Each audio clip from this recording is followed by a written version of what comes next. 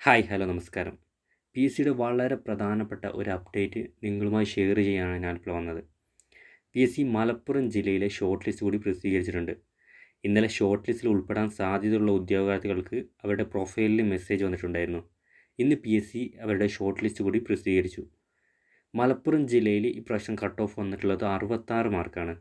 66 മാർക്കാണ് cut off ആയിട്ട് വന്നിട്ടുള്ളത്. മലപ്പുറം ജില്ലയിൽ മെയിൻ ലിസ്റ്റിൽ ഉൾപ്പെട്ട ആളുകൾ എന്ന് പറഞ്ഞാൽ 934 പേര്.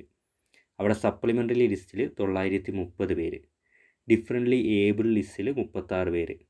അങ്ങനെ ടോട്ടൽ 1900 പേര് ലിസ്റ്റിൽ ഉൾപ്പെട്ടിട്ടുണ്ട്. ബാക്കി വരും ദിവസങ്ങളിൽ നമുക്ക് ബാക്കിയുള്ള ജില്ലയിൽ കൂടി ഷോർട്ട് ലിസ്റ്റുകൾ പ്രതീക്ഷിക്കാം. ഇതുപോലുള്ള യൂസ്ഫുൾ വീഡിയോസിനായി ഈ ചാനൽ സബ്സ്ക്രൈബ് ചെയ്യും.